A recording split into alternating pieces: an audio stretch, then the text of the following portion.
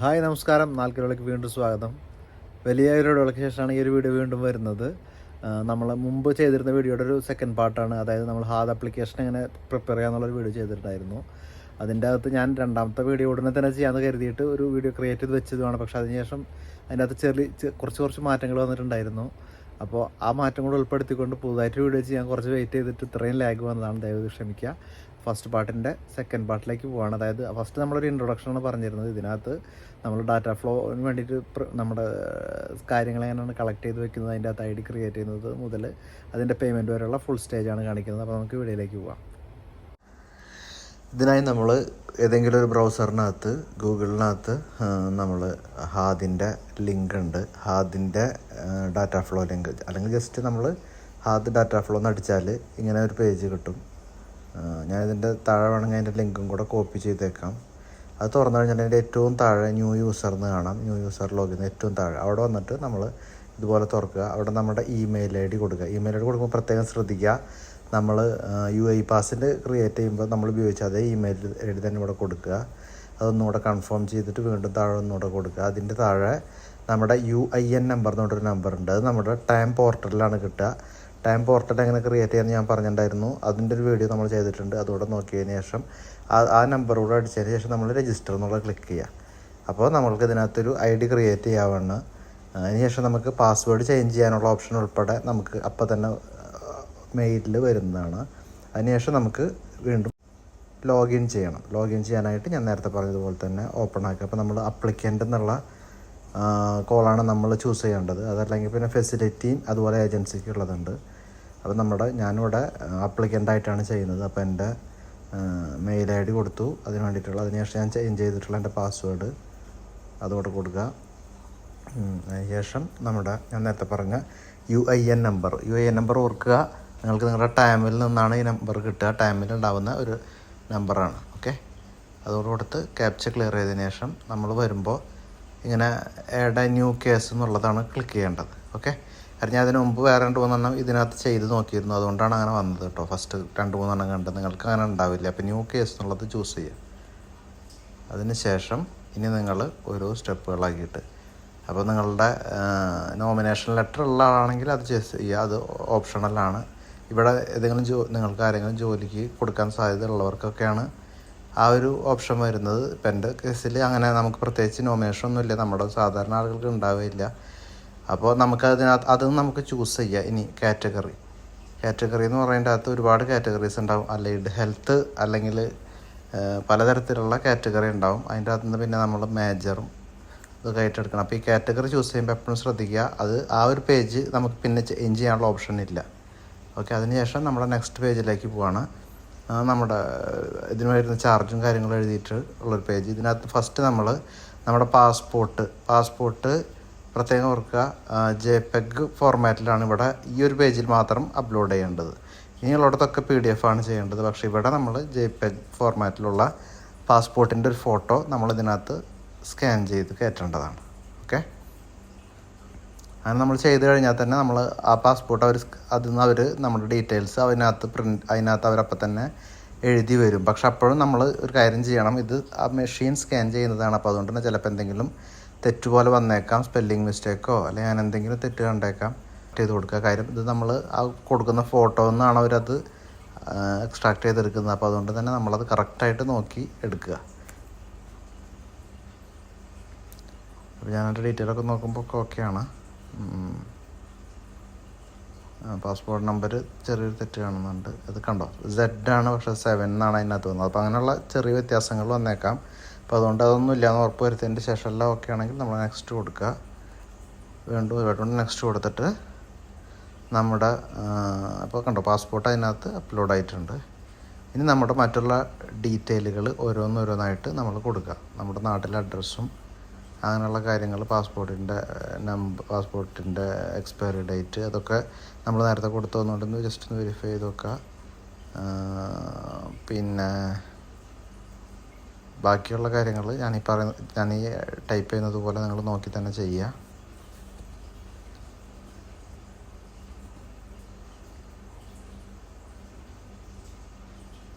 നമ്മുടെ നമ്മുടെ അഡ്രസ്സും കാര്യങ്ങളൊക്കെ ഞാനിത് ഓൾറെഡി മുമ്പ് ഞാൻ പറഞ്ഞില്ല, നിങ്ങൾ തുറന്നപ്പോൾ കണ്ടില്ല 2-3 ഞാൻ അതിന് മുമ്പ് നിങ്ങൾക്ക് കാണിക്കാൻ വേണ്ടി തന്നെ ഇത് വേറെ ഒരു വീഡിയോ ചെയ്തിട്ടുണ്ടായിരുന്നു, അതിന് വേണ്ടി ചെയ്തതുകൊണ്ട് ഇപ്പോൾ ഓൾറെഡി ഈ ബ്രൗസറിനകത്ത് സേവ് ആണ്. അതുകൊണ്ടാണ് ഞാനിത് ക്ലിക്ക് ചെയ്യുമ്പോൾ തന്നെ വരുന്നത്. നിങ്ങളപ്പോൾ അങ്ങനെ ഓരോന്നോരോന്നായിട്ട് നിങ്ങളുടെ ഫില്ല് ചെയ്ത് കൊടുക്കുക നിങ്ങളുടെ ഡീറ്റെയിൽസ്. അതിനുശേഷം നമ്മുടെ മൊബൈൽ നമ്പർ കൊടുത്തിട്ട് അതിനകത്തേക്കൊരു OTP ജനറേറ്റ് ചെയ്യണം. പ്രത്യേകം ഓർക്കുക, നമ്മൾ UAE പാസിന് യൂസ് ചെയ്ത സെയിം നമ്പർ തന്നെയാണ് ഇവിടെ നമ്മൾ കൊടുക്കേണ്ടത്. ഓക്കെ, അപ്പോൾ UAEയുടെ നമ്പറാണ് ഞാനിവിടെ കൊടുത്തിട്ടുള്ളത്. അത് വെച്ചിട്ട് നമുക്കൊരു OTP വരും. ആ OTP നമ്മളിപ്പോൾ ജനറേറ്റ് ചെയ്യണം.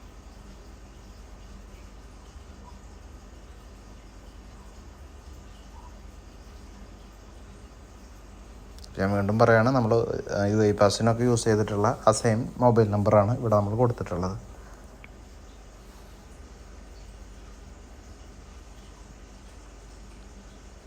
OTP ഇതുവരെ വന്നിട്ടില്ല.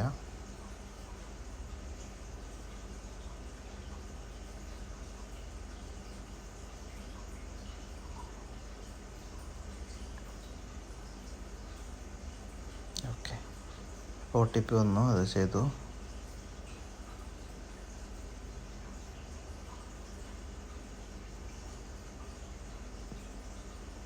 ഇനി നമുക്ക് ഈ 2 കാര്യങ്ങളും കൂടെ അപ്ലോഡ് ചെയ്യാം, നമ്മുടെ ഫോട്ടോഗ്രാഫും അതുപോലെ തന്നെ പാസ്പോർട്ടും.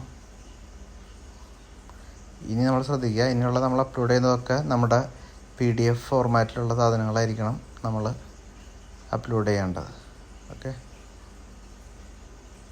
അതുപോലെ ഫോട്ടോ വൈറ്റ് ബാക്ക്ഗ്രൗണ്ട് ഉള്ളതായിരിക്കണം. അതിൻ്റെ ഒരു അവർ പറഞ്ഞ കറക്റ്റ് സൈസിലുള്ളത് തന്നെയാണെന്ന് നോക്കുക. അതിനുശേഷം നമ്മൾ കൊടുത്ത ഡീറ്റെയിലൊക്കെ കറക്റ്റായിട്ട് അന്ന് ഉറപ്പുവരുത്തിയതിനു ശേഷം നെക്സ്റ്റിലേക്ക് പോകാം.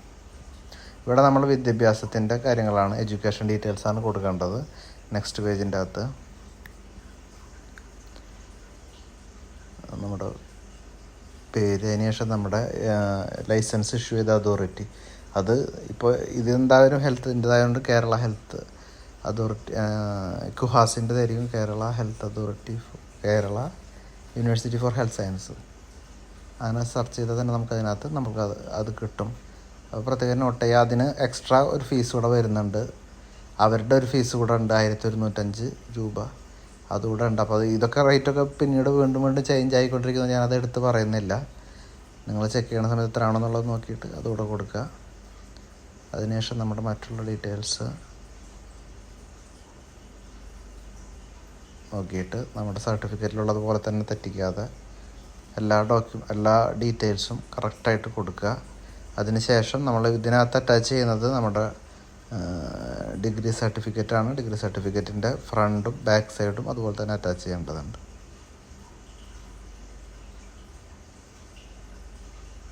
നമ്മുടെ സബ്ജക്റ്റ്, നമ്മളെന്താണ് കോഴ്സ് പഠിച്ചത് എന്നൊക്കെ ഉള്ളത് ഓർക്കുക.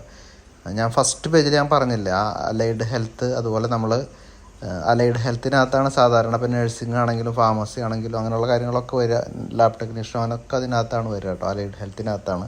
ഞാനത് ഡെൻറ്റിസ്റ്റിൻ്റെ ആയതുകൊണ്ട് നേരിട്ട് ഡെൻറ്റിസ്റ്റിലേക്ക് തന്നെ വന്നതാണ്. ഓക്കെ, അത് ഒന്നുകൂടി കൺഫേം ചെയ്യാണ്. കാര്യം നമ്മൾ ആ ഒരു സ്റ്റേജ് ഫസ്റ്റത്തെ ആ ഒരു സാധനം പിന്നെ നമുക്ക് എഡിറ്റ് ചെയ്യാൻ ഓപ്ഷൻ ഇല്ല. പിന്നെ ഈ കാണുന്ന എല്ലാ പേജുകളും ഇനിയുള്ള എല്ലാ പേജുകളും നമുക്ക് ഏതെങ്കിലും കറക്ഷൻ ഉണ്ടെങ്കിൽ നമുക്ക് വന്ന് കറക്റ്റ് ചെയ്യാം. പക്ഷേ ഫസ്റ്റത്തത് നമ്മൾ ചൂസ് ചെയ്യുന്ന നമ്മുടെ ഡിപ്പാർട്ട്മെൻറ്റ് പിന്നെ ചേഞ്ച് ചെയ്യാൻ ഓപ്ഷൻ ഇല്ല. അത് പ്രത്യേകം ഓർക്കണം കേട്ടോ.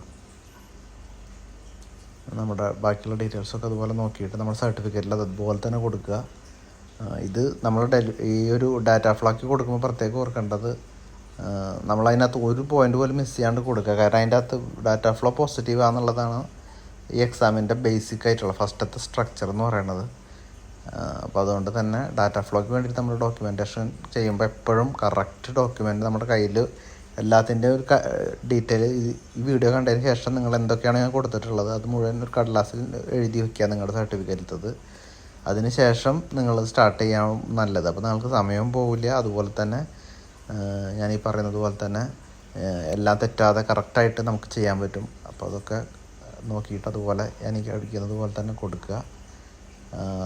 അവരുടെ നമ്പർ, കുഹാസിൻ്റെ നമ്പർ നമുക്ക് ഗൂഗിളിൽ നിന്നാണ് ഞാൻ എടുത്തത്, അത് അവൈലബിൾ ആണ്. ഈ നമ്പറാണ് നിങ്ങൾക്കും കൊടുക്കേണ്ടി വരാം. ആ നമ്പറൊക്കെ അടിച്ച് കൊടുക്കുക. അവരെ വെരിഫൈ ചെയ്യാനുള്ളതാണ്.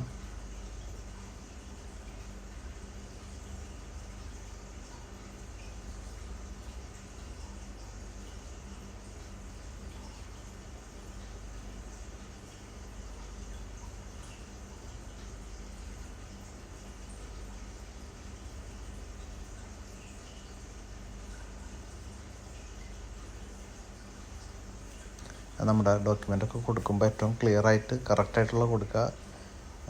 നല്ല ക്ലിയറായിട്ടുള്ള നമ്മൾ മൊബൈലിലെടുത്ത ഫോട്ടോ ആണെങ്കിൽ തന്നെ അങ്ങനത്തെ അല്ലാതിരിക്കാൻ പരമാവധി സ്കാൻ ചെയ്ത് നല്ല കോപ്പി തന്നെ വയ്ക്കാൻ ശ്രമിക്കുക.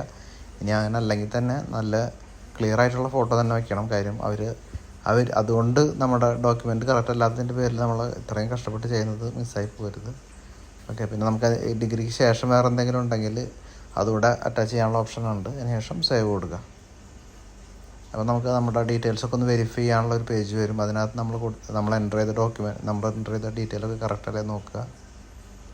എല്ലാം ഓക്കെ ആണെങ്കിൽ നെക്സ്റ്റ് കൊടുക്കാം. ഇതൊക്കെ കറക്റ്റാണ്.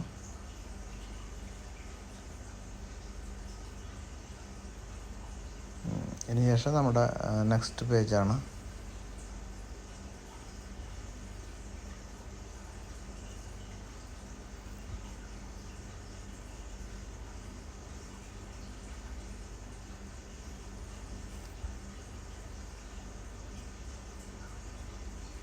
കേട്ടോ, ഇതിനും എക്സ്ട്രാ ഫീസ് വരുന്നുണ്ട്. അതും നമ്മൾ ഓക്കെ കൊടുക്കുക.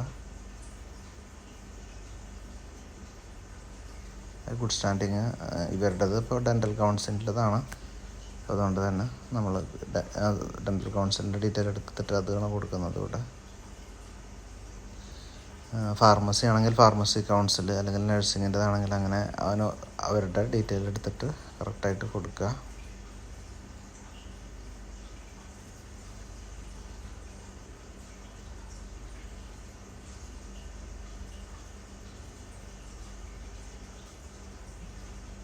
അതുപോലെ ഗുഡ് സ്റ്റാൻഡിങ്ങിൻ്റെ വാലിഡിറ്റി മസ്റ്റായിട്ട് ചെക്ക് ചെയ്യുക.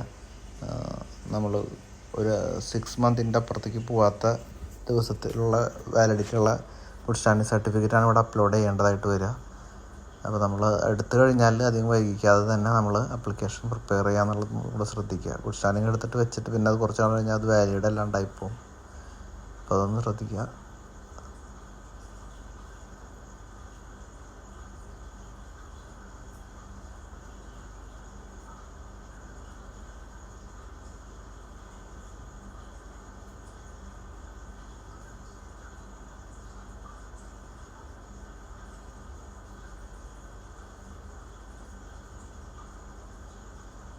ഇപ്പോൾ ഗുഡ് സ്റ്റാൻഡിങ്ങിൻ്റെ ഡീറ്റെയിൽസ് നമ്മൾ കൊടുത്തത് കറക്റ്റാണെന്ന് നമുക്ക് വെരിഫൈ ചെയ്യാം.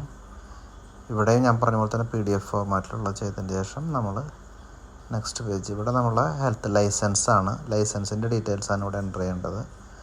ലൈസൻസ് ഇഷ്യൂയിങ് അതോറിറ്റിയും ഇതുപോലെ തന്നെ നമുക്ക് നമ്മളുടെ ലൈസൻസ് ആരാണ് ഇഷ്യൂ ചെയ്യുന്നത് അത് നമ്മളിവിടെ ചൂസ് ചെയ്യുക. ഇവിടെ അഗെയിൻ ഡെൻ്റൽ കൗൺസിൽ തന്നെയാണ്. ഇതിനും എക്സ്ട്രാ ചാർജ് വരുന്നുണ്ട്. അപ്പോൾ അത് നമ്മൾ അഗ്രി ചെയ്യുക. ഈ എക്സ്ട്രാ ചാർജ് എന്ന് പറയുന്നത് ഞാൻ നേരത്തെ ഫസ്റ്റ് കാണിച്ചില്ലേ, നമുക്ക് നോർമലിൽ എടുക്കുകയാണ് 1260, 1760, സ്പീഡായിട്ട് എടുക്കുക 1760 കാണിച്ചില്ലേ. അപ്പോൾ അത് കൂടാതെ വരുന്ന ചാർജുകളാണ് ഈ കാണിക്കുന്നത് കേട്ടോ.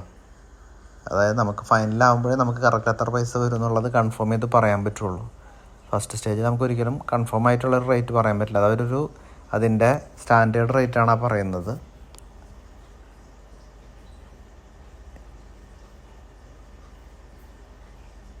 നമ്മുടെ എല്ലാ ഡീറ്റെയിൽസും കൊടുക്കുക, ലൈസൻസ് നമ്പർ ഉൾപ്പെടെ.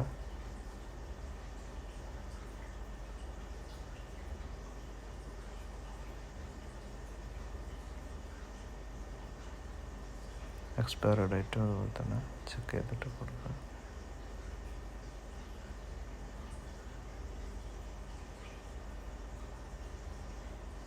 അതിനുശേഷം നമ്മുടെ ഈ സർട്ടിഫിക്കറ്റും അതുപോലെ തന്നെ അറ്റാച്ച് ചെയ്യുക. ഹെൽത്ത് കെയർ ലൈസൻസും നമ്മൾ അറ്റാച്ച് ചെയ്യുക.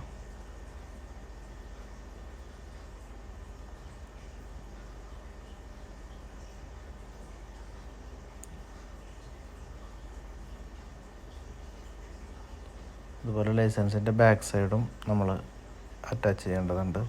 കാര്യം നമ്മളത് സർട്ടിഫിക്കറ്റിൻ്റെ ബാക്കിൽ അതിൻ്റെ രജിസ്ട്രാർ സൈനും ഡേറ്റൊക്കെ ഉണ്ടാകും. അതും കൂടെ നമ്മൾ അറ്റാച്ച് ചെയ്തിട്ട് സേവ് കൊടുക്കുക. ഇവിടെ നമ്മുടെ ഹെൽത്ത് കെയർ ലൈസൻസിൻ്റെ ഡീറ്റെയിൽസ് നമ്മൾ എൻ്റർ ചെയ്തത് കറക്റ്റാണെന്ന് വെരിഫൈ ചെയ്യാൻ വേണ്ടിയിട്ട് ഒരു പേജ് കൂടെ വരുന്നുണ്ട്. അവിടെ നിന്ന് നമ്മൾ എല്ലാം ചെക്ക് ചെയ്തിട്ട് നെക്സ്റ്റ് കൊടുക്കുക. ഇവിടെ നമ്മളുടെ എംപ്ലോയ്മെൻറ്റ് ഡീറ്റെയിലാണ്, നമ്മുടെ എക്സ്പീരിയൻസിൻ്റെ ഡീറ്റെയിൽസ്. ഇവിടെ നമ്മൾ ശ്രദ്ധിക്കേണ്ട ഒരു കാര്യം എന്ന് പറഞ്ഞു കഴിഞ്ഞാൽ നമ്മളുടെ വർക്ക് ചെയ്യുന്ന കമ്പനി ചിലപ്പോൾ ഇവിടെ ഉണ്ടാവില്ല. അങ്ങനെയാണെങ്കിൽ ഐ ക്യാൻ നോട്ട് ഫൈൻഡ് എന്നുള്ള ഏറ്റവും ലാസ്റ്റത്തെ ആ ഒരു ഓപ്ഷൻ ചൂസ് ചെയ്തിട്ട്, അതായത് നമ്മുടെ സ്ഥാപനം ഇതിനകത്ത് കാണുന്നില്ല എന്നുള്ളത് ചൂസ് ചെയ്തതിന് ശേഷം നമ്മുടെ സ്ഥാപനത്തിൻ്റെ പേര് കൃത്യം തെറ്റാതെ അടിച്ചു കൊടുത്തിട്ട് നമ്മൾ ഇതിനകത്ത് അവരുടെ പേര് ആഡ് ചെയ്തിടണം. ഓക്കെ, ഇതൊന്ന് ശ്രദ്ധിക്കേണ്ട കാര്യമാണ്. മറ്റേത് രണ്ടെന്ന് പറഞ്ഞു കഴിഞ്ഞാൽ അത്യാവശ്യം എല്ലാവർക്കും കോമൺ ആയിട്ടുള്ളതായതുകൊണ്ട് നമുക്ക് ആ ലിസ്റ്റിൽ നിന്ന് കിട്ടും. പക്ഷെ നമ്മൾ വർക്ക് ചെയ്യുന്ന സ്ഥാപനം അത്ര ഫേമസ് ആയതായിക്കൊള്ളുന്നില്ല, അത് ഇവരുടെ ലിസ്റ്റിൽ ഉണ്ടായിക്കൊള്ളുന്നില്ല. അപ്പോൾ നമ്മൾ ഈ പറഞ്ഞതുപോലെ തന്നെ ഐ ക്യാൻ നോട്ട് ഫൈൻഡ് എന്നുള്ള ഏറ്റവും ലാസ്റ്റത്തെ ഓപ്ഷൻ ചൂസ് ചെയ്തിട്ട് നമ്മുടെ സ്ഥാപനത്തിൻ്റെ പേര് എടുക്കുക. അതുപോലെ നമ്മുടെ ഏത് രാജ്യത്താണെന്നുള്ളതും കൂടെ ചൂസ് ചെയ്തിട്ട് നമ്മളത് സബ്മിറ്റ് ചെയ്ത് കൊടുക്കണം. അങ്ങനെയാണ് നമ്മളത് ആഡ് ചെയ്യുന്നത്. ഇവിടെ ഇവരുടെ ക്ലിനിക്കിൻ്റെ പേര് ഞാൻ അടിച്ചു കൊടുക്കുകയാണ്.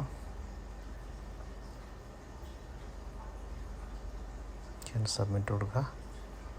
ഓക്കെ, അപ്പോൾ അതോടുകൂടി അതിൻ്റെ ആ ഒരു കാര്യം കഴിഞ്ഞു. അതിനുശേഷം നമ്മുടെ അതിൻ്റെ ഡീറ്റെയിൽ കാര്യങ്ങളും തെറ്റാതെ അവരുടെ ഫോൺ നമ്പർ ഉൾപ്പെടെ കൊടുക്കുക. ഇത് പ്രത്യേകം ശ്രദ്ധിക്കേണ്ട കാര്യം എന്ന് പറഞ്ഞാൽ നമ്മൾ വർക്ക് ചെയ്തിട്ടുള്ള സ്ഥാപനത്തിൽ നിർബന്ധമായിട്ടും അവർ നമ്മളുടെ ഫുൾ ഡീറ്റെയിൽ എടുക്കാൻ നേരിട്ട് തന്നെയാണ് വരിക. ഇപ്പോൾ ആദ്യത്തെ പോലെ ഫോൺ പോലും അല്ല, അവർ വന്ന് ചെക്ക് ചെയ്യും നമ്മളവിടെ വർക്ക് ചെയ്തിട്ടുണ്ടോ എന്നൊക്കെ ഉള്ളത്. അപ്പോൾ അതുകൊണ്ട് തന്നെ തെറ്റായ രീതിയിലുള്ള ഇൻഫർമേഷൻ കൊടുക്കുന്നവർ ശ്രദ്ധിച്ചിട്ട് ചെയ്യുക കാര്യം. അതല്ലെങ്കിൽ നല്ലൊരു പണി കിട്ടാനുള്ളൊരു സാധ്യതയാണ്. ഇത്രയും കഷ്ടപ്പെട്ടിട്ടെല്ലാം നമുക്ക് മിസ്സാവുന്നൊരവസ്ഥ വരുത്തരുത്. അതുകൊണ്ട് തന്നെ നമ്മളുടെ ഇപ്പോൾ മുമ്പ് വർക്ക് ചെയ്തിരുന്ന സ്ഥാപനമാണെങ്കിൽ നമ്മളവിടെ ഉറപ്പാക്കുക, അവരോട് നമ്മുടെ ഡീറ്റെയിൽസും നമ്മളുടെ ജോയിനിങ് ഡേറ്റും കാര്യങ്ങളൊക്കെ കറക്റ്റായിട്ട് കൊടുത്തിട്ട്. കാര്യം ഇതിന് ശേഷം അവർ വെരിഫൈ ചെയ്യുന്നതും വളരെ സ്ട്രിക്റ്റ് ആയിട്ടുള്ള രീതിയിലാണ്. ഒരു മെയിൽ അയച്ചു കൊടുത്തിട്ട് ആ മെയിലിന് റെസ്പോണ്ട് ചെയ്യാൻ വേണ്ടിയിട്ട് ഒരു പ്രത്യേകതരം ഫോമൊക്കെ അയച്ചു കൊടുക്കും. ആ ഫോമിനകത്ത് നമ്മുടെ ഡീറ്റെയിൽ മൊത്തം അവർ ചോദിച്ചിട്ടുണ്ടാകും. അത് അവർ രണ്ടാമത് അത് അതിനകത്ത് ഫില്ല് ചെയ്തിട്ട് തിരിച്ചയക്കുന്നതാണ് എംപ്ലോയ്മെൻറ്റിൻ്റെ വെരിഫൈ ചെയ്യുന്ന രീതി. അപ്പോൾ അതുകൊണ്ട് തന്നെ നിങ്ങൾ വർക്ക് ചെയ്യുന്ന സ്ഥാപനത്തിലും, അതായത് നമ്മൾ ഈ എക്സ്പീരിയൻസ് കൊടുക്കുന്ന സ്ഥാപനത്തിലും ഒന്ന് സഹകരിക്കണം എന്നുള്ള രീതിയിൽ നമ്മളോട് കാര്യം. അവരുടെ സഹകരണം നമുക്ക് ആവശ്യമുണ്ട്. ജസ്റ്റ് ഓക്കെ എന്നൊന്നും പറഞ്ഞിട്ട് ആദ്യമൊക്കെ പറഞ്ഞാൽ ജസ്റ്റ് ഫോൺ ചെയ്ത് പറയുന്ന ഒരു ഓപ്ഷൻ മാത്രം ഉണ്ടായിരുന്നുള്ളൂ, പറഞ്ഞാൽ മതിയായിരുന്നു. ഇപ്പം അങ്ങനെയല്ല, അവർ മെയിൽ അയച്ചിട്ട് അതിനകത്ത് അവരുടെ ഒരു ഫോം ഉണ്ടാവും. ആ ഫോം ഫുള്ള് ഫില്ല് ചെയ്ത് കൊടുത്താൽ അവരിത് വെരിഫൈ ആയിട്ടുള്ള അപ്രൂവ് ചെയ്ത് കൊടുക്കുകയുള്ളൂ. അപ്പോൾ അതുകൊണ്ട് തന്നെ നമ്മൾ ഈ കൊടുക്കുന്ന സ്ഥാപനത്തിനകത്ത് നിർബന്ധമായിട്ടും കാര്യങ്ങൾ കൺഫേം ചെയ്ത് കൊടുക്കുക. ഓക്കെ, അതിനുശേഷം നമ്മുടെ എക്സ്പീരിയൻസ് സർട്ടിഫിക്കറ്റ് അറ്റാച്ച് ചെയ്തു. നെക്സ്റ്റ് പേജിലോട്ട് പോകാം. സേവ് ചെയ്തിട്ട് ഇവിടെ നമ്മുടെ എക്സ്പീരിയൻസ് സർട്ടിഫിക്കറ്റ് കറക്റ്റെല്ലാം ചെക്ക് ചെയ്യുന്നുണ്ട്. ഇത്രയാണ് നമുക്ക് സാധാരണഗതിയിൽ ഒരു എക്സാമിന് വേണ്ടി വരുന്നത്. പക്ഷേ ഞാനിവിടെ എൻ്റെ ഈ കാൻഡിഡേറ്റ് ഡെൻറ്റിസ്റ്റ് ആയതുകൊണ്ട് അവർക്ക് പിന്നീട് ആവശ്യം വരാവുന്നതെന്നുള്ളത് കൊണ്ട് തന്നെ ഇൻറ്റേൺഷിപ്പിൻ്റെ ഒരു സർട്ടിഫിക്കറ്റും കൂടെ ഞാൻ ഇതിനകത്ത് അറ്റാച്ച് ചെയ്യുന്നുണ്ട്. പിന്നെ ഒരുപാട് സർട്ടിഫിക്കറ്റുകളുണ്ട് നമുക്ക്. ഇതൊക്കെ ചിലപ്പോൾ പിൽക്കാലത്ത് ആവശ്യം വരികയും ചെയ്തേക്കാം. അപ്പോൾ അതുകൊണ്ട് തന്നെ നിങ്ങൾക്ക് താല്പര്യം ഉണ്ടെങ്കിൽ ഇപ്പോൾ ചെയ്യാം. പക്ഷേ ഇതിന് നമ്മൾ എക്സ്ട്രാ പൈസ കൊടുക്കണം. ഇത്രയും സർട്ടിഫിക്കറ്റ് ഇതുവരെ കൊടുത്തതിനൊക്കെ നമുക്ക് ഈ 1260 എന്ന് പറയുന്ന നോർമൽ റേറ്റ്, അല്ലെങ്കിൽ 1760 സ്പീഡിനുള്ള ഒരു നോർമലിൽ കിട്ടും. അതായത് ഒരു ഡിഗ്രി സർട്ടിഫിക്കറ്റ്, ഒരു എക്സ്പീരിയൻസ് സർട്ടിഫിക്കറ്റ്, ഒരു ഗുഡ് സ്റ്റാൻഡേർഡ് സർട്ടിഫിക്കറ്റ്, അതുപോലെ നമ്മുടെ experience certificate, good standard certificate, നമ്മുടെ ലൈസൻസ്, ഇത്രയല്ലേ ഉള്ളൂ. ഇത്തരം സാധനങ്ങൾ കിട്ടുക. ഈ എക്സ്ട്രാ വരുന്നത് അഡീഷണലാണ്. അതിനകത്ത് നമ്മൾ ആ പൈസ എക്സ്ട്രാ കൊടുക്കണം. ഓക്കെ, ഇപ്പോൾ ഈ ഇൻറ്റേൺഷിപ്പ് എന്ന് പറയുന്നതിനകത്ത് നമ്മൾ എക്സ്ട്രാ പൈസ പേ ചെയ്യേണ്ടതായിട്ട് വരും.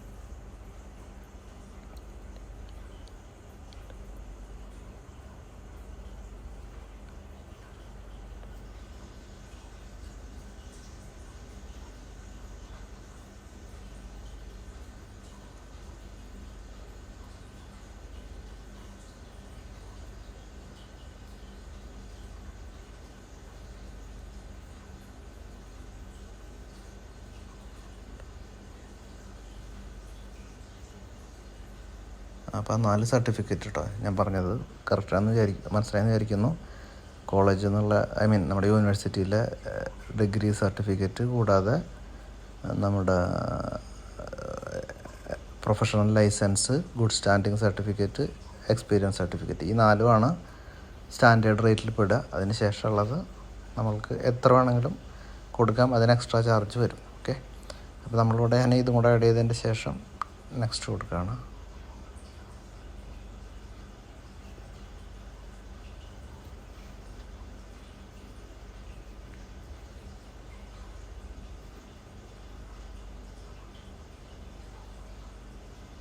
ഇതിന് ശേഷം നമ്മുടെ സെക്യൂരിറ്റി ക്ലിയറൻസിൻ്റെ ഫോമും അതുപോലെ തന്നെ നമ്മുടെ ലെറ്റർ ഓഫ് ഓതറൈസേഷനുമാണ്. ഇത് പ്രിൻ്റ് എടുക്കേണ്ടതില്ല, നമ്മളവിടെ തന്നെ നമുക്ക് ജസ്റ്റ് ക്ലിക്ക് ചെയ്യുന്നത് കൂടെ തന്നെ നമ്മൾ ഓതറൈസേഷൻ കൊടുക്കുകയാണെന്നുള്ളത് കൺഫേം ചെയ്യാൻ പറ്റും. അതിനുശേഷം നമുക്ക് ഇവിടെ നിന്ന് സെക്യൂരിറ്റി ക്ലിയറൻസ് ഫോം ഉണ്ട്, അത് ഡൗൺലോഡ് ചെയ്യണം. ആ ഡൗൺലോഡ് ചെയ്യുമ്പോൾ ഇങ്ങനെ ഒരു ഫോമാണ് കിട്ടുക. ഇതിനകത്ത് നമ്മുടെ ഫുൾ ഡീറ്റെയിൽസ് നമ്മൾ കൊടുക്കണം. നമ്മുടെ ഫോട്ടോയും അതിനകത്തുള്ള എല്ലാ കോളങ്ങളും നമ്മൾ ഫില്ല് ചെയ്യണം മസ്റ്റായിട്ട്. എല്ലാവരും ശ്രദ്ധിക്കുക, പലതും നമ്മൾക്ക് ഇല്ലാത്ത കാര്യങ്ങളായിരിക്കും, പക്ഷേ നമ്മൾ അത് കറക്റ്റായിട്ട് അതിലെഴുതിയത് ആ എല്ലാ കോളവും ഫില്ല് ചെയ്യുക എന്നുള്ളത് മസ്റ്റായിട്ട് ചെക്ക് ചെയ്യുക. ചില ആളുകൾ അത് നമുക്ക് ഇല്ലാത്ത സംഭവമാണ്, അതുകൊണ്ട് നമുക്കത് വിട്ടേക്കാം. നമ്മുടെ ഫ്രണ്ടിൻ്റെ ഒക്കെ ചോദിക്കും, ചില ചോദ്യങ്ങൾ കാണുമ്പോൾ നമുക്ക് ഇതൊന്നും ആവശ്യമില്ലാത്തതെന്ന് കരുതിയിട്ട് നമ്മൾ വിടരുത്. വിട്ടാൽ അതിൻ്റെ പേരിൽ പിന്നീട് നമുക്ക് ഈ ലൈസൻസ് ഇഷ്യൂ ചെയ്യുന്ന സമയത്തൊക്കെ അത് വിഷയം വരും. സെക്യൂരിറ്റി ക്ലിയറൻസ് എന്ന് പറയുന്നത് ഇവിടുത്തെ പോലീസിൻ്റെ ചെക്കിങ്ങിൻ്റെ ഒരു സംഭവമാണത്. അപ്പോൾ അതുകൊണ്ട് തന്നെ അതിനകത്ത് നമ്മുടെ ഫുൾ ഡീറ്റെയിലും കറക്റ്റായിട്ട് ഫില്ല് ചെയ്തിട്ട് അത് നമ്മൾ സ്കാൻ ചെയ്തിട്ട് അതിൻ്റെ ഒരു കോപ്പി കൂടെ അറ്റാച്ച് ചെയ്യാം. അതുകൊണ്ട് കഴിഞ്ഞാൽ നമുക്ക് സേവ് ചെയ്ത് കഴിഞ്ഞാൽ നമ്മുടെ ഡോക്യുമെൻറ്റേഷൻ എല്ലാം കംപ്ലീറ്റ് ചെയ്യും. ഇത്രയാണ് നമ്മുടെ ഡോക്യുമെൻറ്റേഷൻ. പിന്നെ നമുക്കിവിടെ ചെക്ക് ചെയ്യാനുള്ളതാണ്, നമ്മൾ കൊടുത്തിട്ടുള്ള ഡോക്യുമെൻ്റൊക്കെ ഇതിനകത്ത് ഉണ്ടോ എന്നൊക്കെ ഉള്ളത് നമുക്ക് വെരിഫൈ ചെയ്യാനുള്ളൊരു ഓപ്ഷനാണ് ഇവിടെ കാണുന്നത്. അവിടെ നമ്മൾ കറക്റ്റായിട്ട് നോക്കുക, എല്ലാം കറക്റ്റായിട്ട് വന്നിട്ടുണ്ടോയെന്ന്. നമ്മൾ കൊടുത്തിട്ടുള്ള കോപ്പീസൊക്കെ അവിടെ കാണാനുള്ള ഓപ്ഷനുണ്ട്. വ്യൂ അടിച്ചാൽ നമുക്ക് നോക്കിയിട്ട് കറക്റ്റായില്ലേ നമുക്ക് നോക്കി വെരിഫൈ ചെയ്യാൻ പറ്റും. ഓക്കെ, അപ്പോൾ ശ്രദ്ധിക്കുക, എല്ലാവരും ഈ വീഡിയോ നോക്കിയിട്ട് ഇതുപോലെ തന്നെ ചെയ്യാൻ ശ്രമിക്കുക. കാര്യം അതിനാണ് ഞാൻ അത്രയും കഷ്ടപ്പെട്ടിട്ട് ഇതെടുത്ത് ചെയ്യുന്നത്. ഇനി നിങ്ങൾക്ക് ആർക്കെങ്കിലും ചെയ്യാൻ പറ്റുന്നില്ലെങ്കിൽ എന്തായാലും ഏജൻസികൾ വാങ്ങിക്കുന്നത് പോലെയല്ല, എന്തെങ്കിലും ചെറിയ സർവീസ് ചാർജ് വെച്ചിട്ട് ഞാൻ ചെയ്തു തരാം. അത് ഒരു ബിസിനസ്സായിട്ട് പറയുന്നതല്ല. ഇത്രയും കഷ്ടപ്പെട്ട് ഞാനിത് ചെയ്തത്, വീഡിയോ എടുത്തിട്ടുള്ളതൊക്കെ നിങ്ങൾക്ക് ഇതൊരു ഉപകാരമായിക്കോട്ടെ എന്ന് കരുതിയിട്ടാണ്. അപ്പോൾ നിങ്ങളിത് നോക്കിയിട്ട് സ്വന്തം തന്നെ ചെയ്യാൻ ശ്രമിക്കുക. ഒരു നിലയ്ക്കും പറ്റുന്നില്ലെങ്കിൽ മാത്രം നിങ്ങൾക്ക് എന്നെ കോൺടാക്റ്റ് ചെയ്യാം. നമ്മുടെ ഇൻസ്റ്റാഗ്രാം പേജിലോ അങ്ങനെയായിട്ട് എന്നെ ബന്ധപ്പെട്ടാൽ മതി. അപ്പോൾ ഞാൻ അല്ലെങ്കിൽ ഇതിനകത്ത് കമൻറ്റിലിട്ടാലും മതി. അപ്പോൾ ഞാൻ നിങ്ങൾ കോൺടാക്റ്റ് ചെയ്തോളാം. ഓക്കെ, അപ്പോൾ അതിന് ശേഷം ഇതെല്ലാം വെരിഫൈ ചെയ്തതിന് ശേഷം നമ്മൾ സേവ് കൊടുക്കുക. അവിടെ നമുക്ക് 2 ഓപ്ഷൻ ഉണ്ട്, പെട്ടെന്ന് എടുക്കാവുന്നതുകൊണ്ട് അതുപോലെ തന്നെ നോർമലും ഉണ്ട്. നോർമൽ 25 ദിവസം കൊണ്ട് നമുക്ക് കിട്ടും. 25ഒന്നുമല്ല, അതിനും കുറച്ച് നേരത്തെ കിട്ടും. നമ്മുടെ കാര്യങ്ങളൊക്കെ കറക്റ്റായിട്ട് നമ്മുടെ സ്ഥാപനങ്ങൾ വെരിഫൈ ചെയ്ത് കൊടുത്താൽ എല്ലാം പെട്ടെന്ന് തന്നെ കിട്ടും. അങ്ങനത്തതിനകത്ത് ഉള്ള ചാർജും 1260 നോർമൽ റേറ്റ് എന്ന് പറയുന്നത്. പക്ഷേ ഇപ്പോൾ നമുക്ക് ഈ റേറ്റിൽ കിട്ടില്ല. കാര്യം നമ്മുടെ ഇതിനകത്ത് ഇപ്പോൾ കുറച്ച് എക്സ്ട്രാ ഡോക്യുമെൻറ്റേഷൻ വന്നിട്ടുണ്ട്. ഒന്ന് ഇൻറ്റേൺഷിപ്പിൻ്റെ സർട്ടിഫിക്കറ്റ് ഉണ്ട്. അതുകൂടാതെ ഈ പറയുന്ന ഡെൻ്റൽ കൗൺസിലിനും അതുപോലെ കുഹാസിനൊക്കെ എക്സ്ട്രാ ഫീസ് അവർ വാങ്ങിക്കുന്നുണ്ട്. അപ്പോൾ അതൊക്കെ കൂടെ ഉൾപ്പെടുത്തിക്കൊണ്ടുള്ള ഒരു ഫൈനൽ റേറ്റ് നമുക്ക് ഇതെല്ലാം ചെക്ക് ചെയ്തതിന് ശേഷം കാണാം. കണ്ടോ, ഇവിടെ നമുക്ക് നമ്മുടെ എല്ലാ ഡീറ്റെയിലും കാണാൻ പറ്റും. നമ്മൾ കൊടുത്തിട്ടുള്ള അവസാനമായിട്ട് നമുക്ക് ഒന്നും കൂടെ ചെക്ക് ചെയ്യാനുള്ള ഓപ്ഷനാണ്. ഇവിടെ നിന്ന് നമുക്ക് തിരിച്ചു പോകാനുള്ള ഓപ്ഷനുണ്ട്. ഇതും കൂടെ കഴിഞ്ഞാൽ നമ്മുടെ ക്രെഡിറ്റ് കാർഡ് എന്നുള്ളത് നമ്മൾ പേയ്മെൻറ്റ് ക്ലിക്ക് ചെയ്യുക. അവിടെ ഓക്കെ കൊടുത്തതിൻ്റെ ശേഷം നമ്മൾ ക്രെഡിറ്റ് കാർഡ് പേയ്മെൻറ്റിലേക്ക് പോവാണ്. ഇവിടെ നമുക്ക് ഓപ്ഷൻ ഉണ്ട്, നമ്മൾ അപ്ഗ്രേഡ് ചെയ്യുകയാണെങ്കിൽ വേഗം ഉള്ള ഓപ്ഷനിലേക്ക് മാറാൻ പറ്റും. എക്സ്ട്രാ 500 ദിർഹംസും കൂടെ വരും അതിനകത്ത്. അപ്പോൾ അത് വേണ്ട, സാധാരണ ഞാൻ എടുക്കുന്നത്, അതും അത്യാവശ്യം സ്പീഡാണ്.